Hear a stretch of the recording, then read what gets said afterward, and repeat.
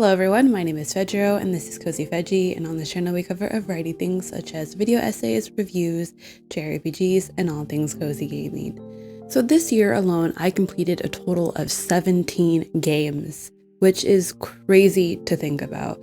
This is the most games I've ever played in my entire life, like I'm not even joking.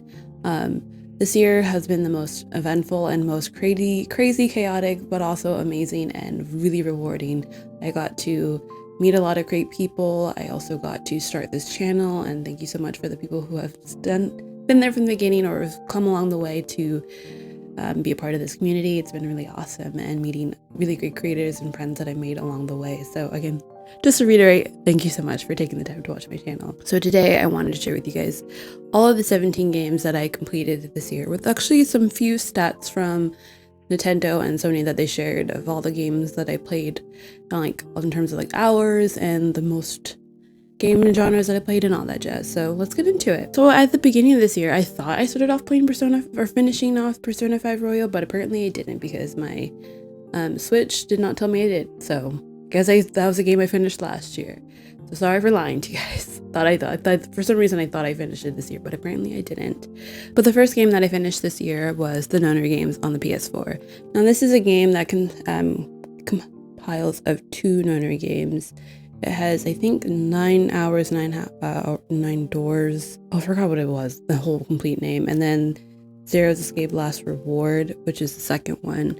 So the first one's here, and then the second one is down there. And I honestly thoroughly enjoyed myself playing this game. I put in a more in-depth review of how I felt about it in my games I played this winter earlier this year, but I enjoyed my time with it. I definitely preferred the first one over to the sequel, but it was really great to be able to play both of them on one CD, and it was a great experience, a lot of fun. And if you're really into some visual novel, horror-like, thriller, suspense, and mystery like themes in your games, this is definitely a game that'll be right up your alley. The next game that I played and completed this year was Fire Emblem Engage. Now, if you don't know, I pretty much have said this a lot, time and time again on this channel, of how much I detest this game.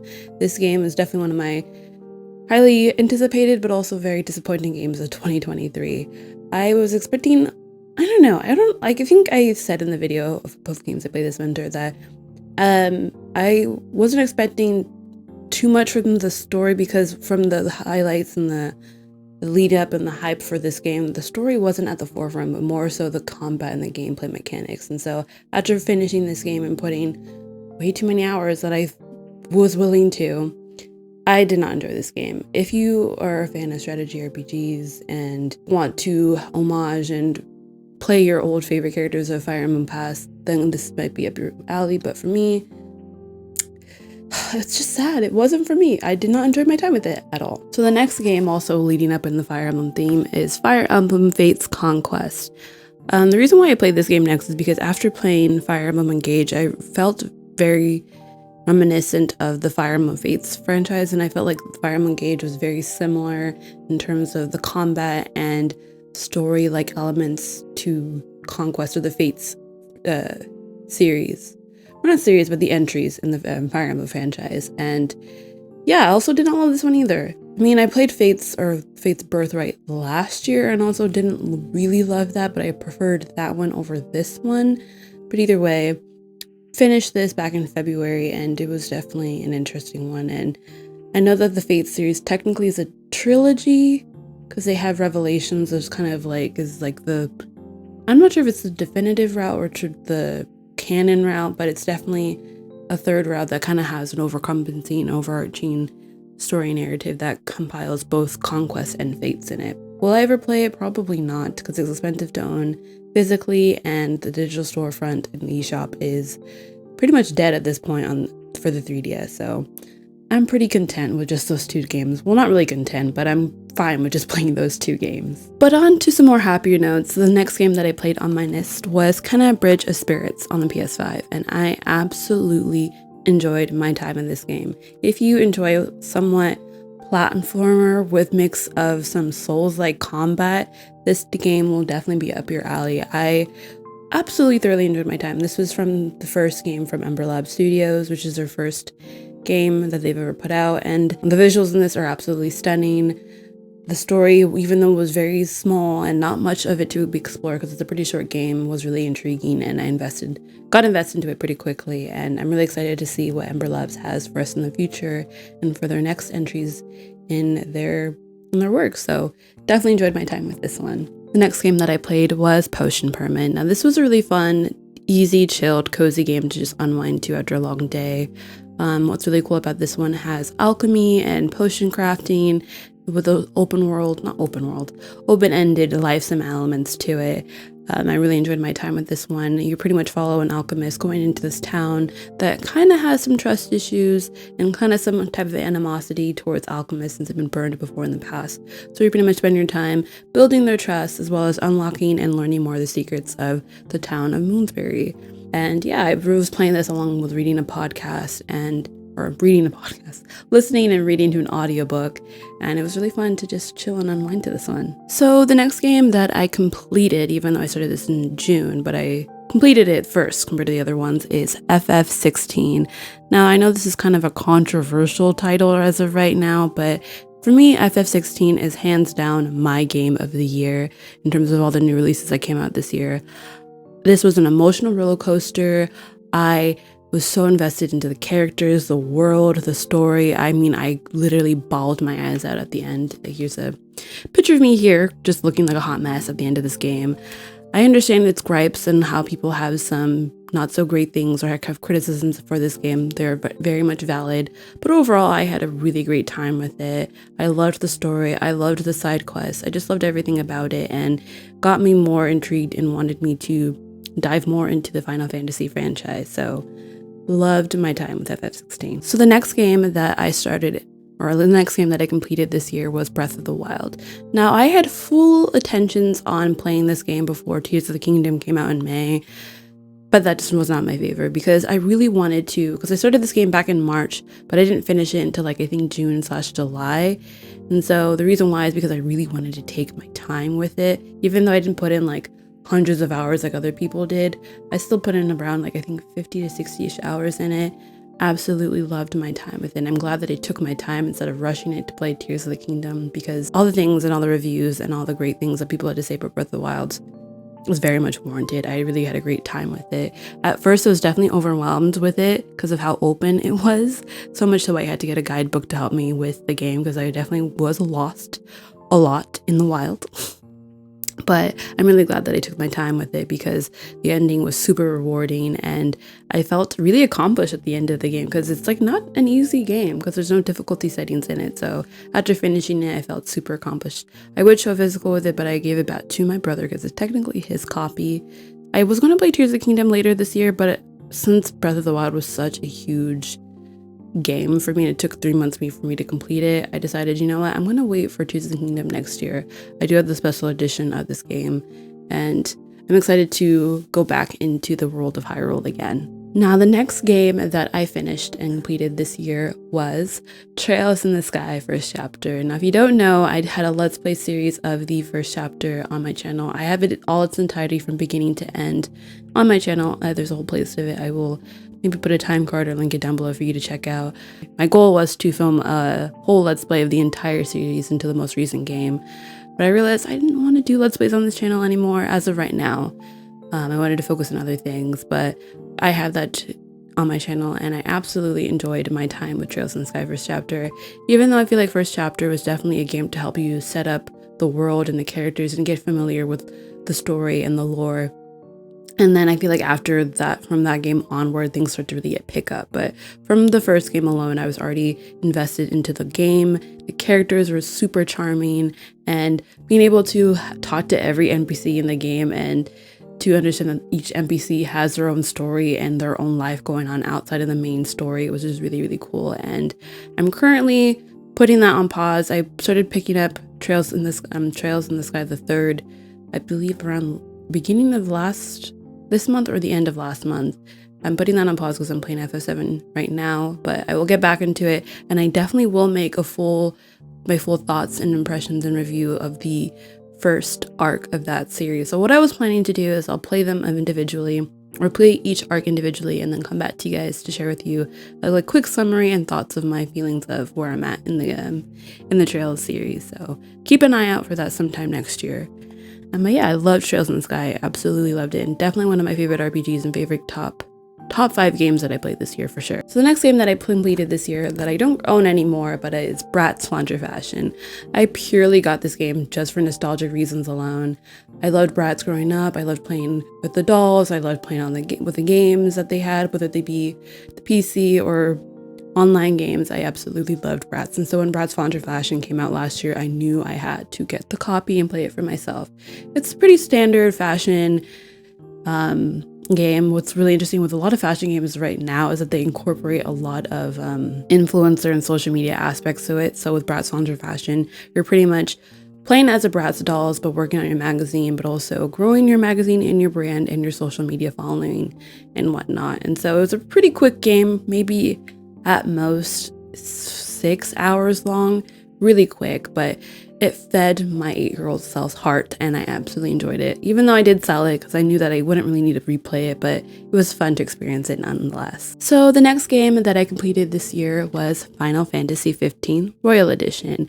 Now, after playing FF16, I had the idea of playing every Final Fantasy game but backwards. I wanted to do it in chronological order backwards, but then I got to a certain game, 12, and I kind of got bored.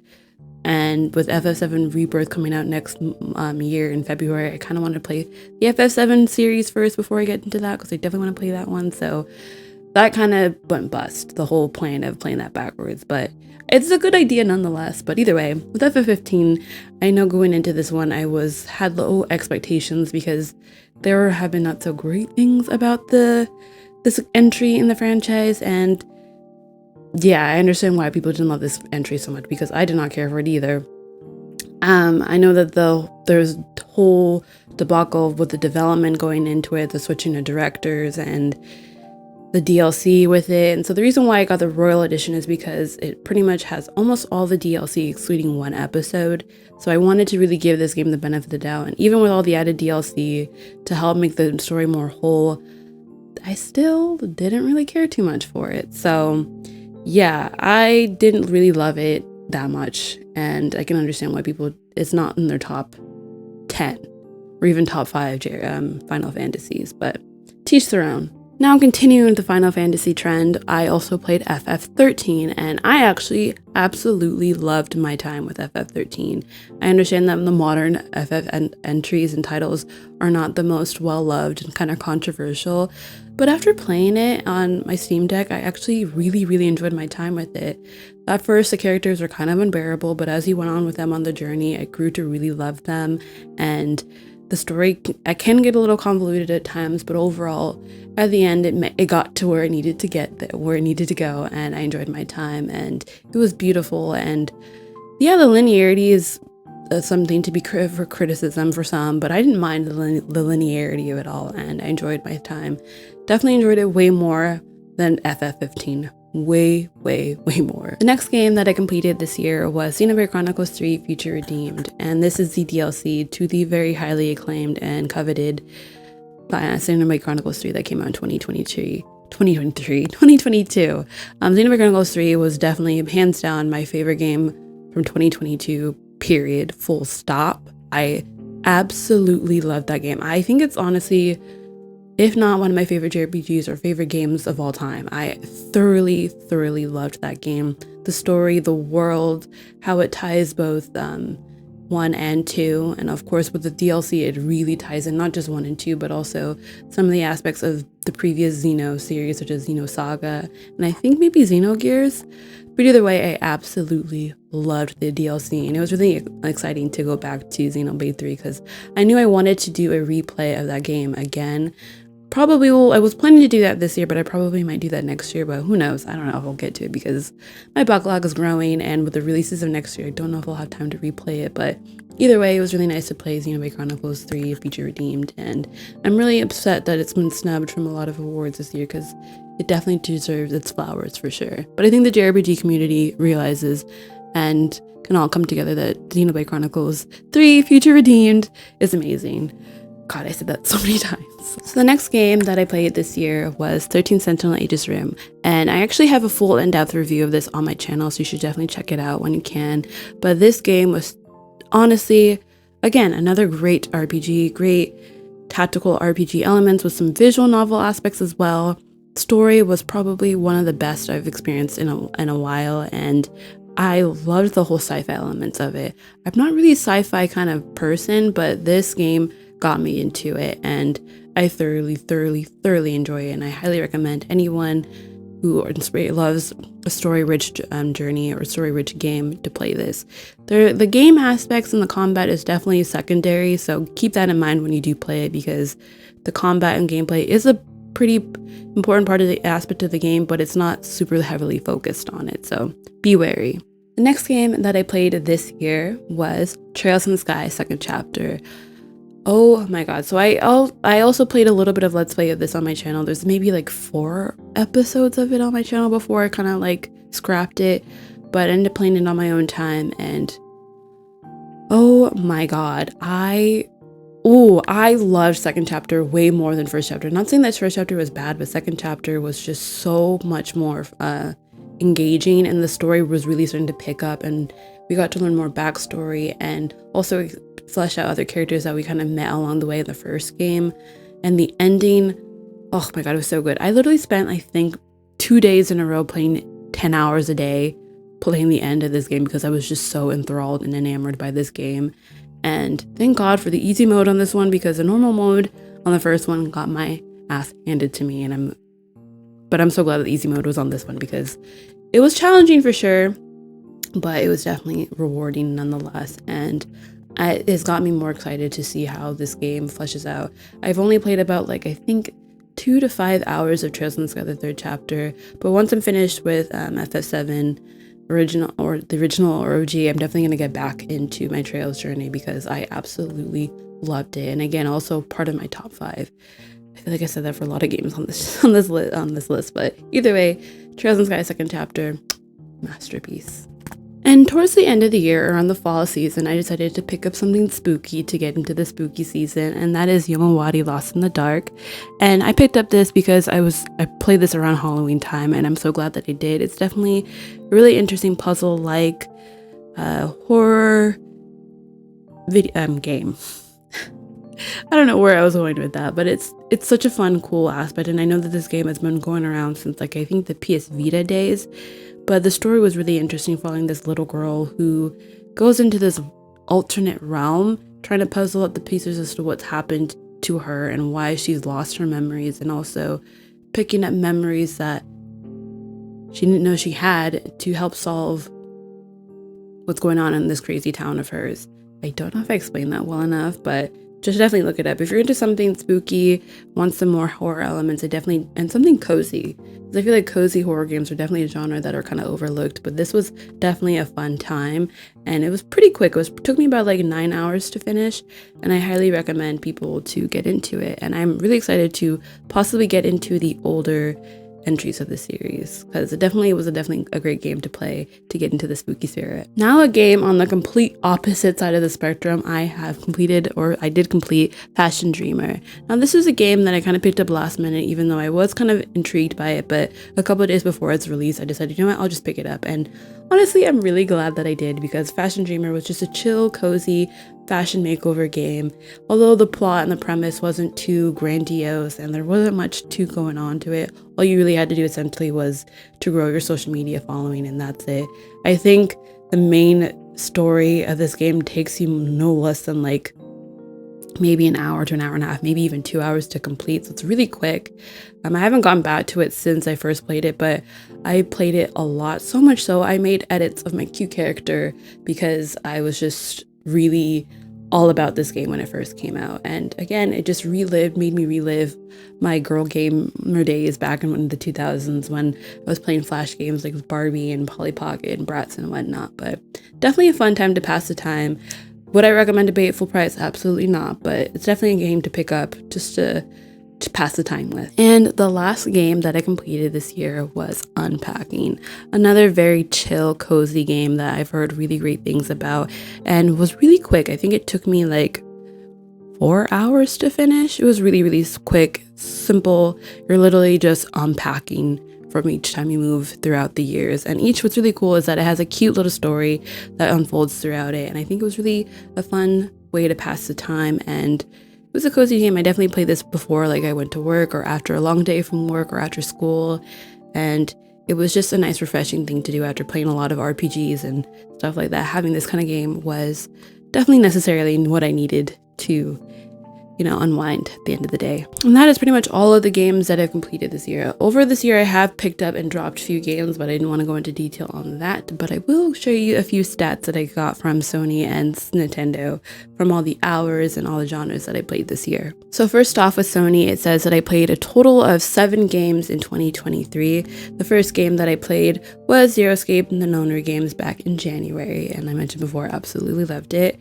And then here are my top 5 games from Sony, with number 1 with Final Fantasy XVI, not surprised. I put in a total of 56 hours in that game, followed by Zero Escape, the Loner games, Final Fantasy XV Royal Edition, number 4 being Genshin Impact, and number 5 being Can I Bridge Spirits on the PS4 and PS5. And then as my gaming style, I am a role player. I spent about 36% of my game time leveling up, completing the edge quests, and saving the world once again, which I'm not surprised. With JRPGs and RPGs being my go-to genre, it only makes sense for that being to be my number 1 genre. And then in total, I played 194 hours on my PS5, which is pretty interesting to think about. I spent 195 or 94 hours just on my desk alone. Which leads on to my another stat, which means my social style is lone wolf.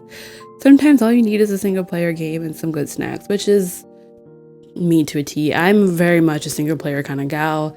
I rarely ever dabble into multiplayer games. I don't know. I just like to unwind and just be in my own element and focus on my own things. And so the lone wolf status definitely makes sense. Now on to my Nintendo stats. And on my Switch, I played a total of 14 games, 206 hours in total hours, which is pretty crazy to think about. So I played over like 400 hours or so of games, which is crazy. So my most played games this year was Fire Emblem Engage with 63 hours, which I hate to admit because I did not realize how much hours I spent on that game. But then now that I think about it, there was a chapter where I literally leveled up and grinded so much because the level spike in that game was kind of ridiculous. So yeah, 63 hours makes sense, but also like, I spent 63 hours on a game I did not like. Ironic. Next up, we had The Legend of Zelda Breath of the Wild with 61 hours, which makes sense, and 45 hours with Animal Crossing New Horizons, which I'm not surprised because Animal Crossing, I will always go back to time and time again, whether I restart from the very beginning with the idea and intentions of starting a new island and then giving up halfway and doing that again. So yeah, those are pretty much all of my stats and all of the games that I completed this year. 2023 was an amazing year for me, with all the people that I got to meet, with all the games that I got to experience, and I'm really looking forward to 2024 and all the great journeys, experiences, games that I get to experience as well. So again, thank you guys so much for taking the time to subscribe and watch my videos, and I hope we continue all these amazing journeys and experiences next year as well. Thank you guys so much for watching, and have a good one. Bye!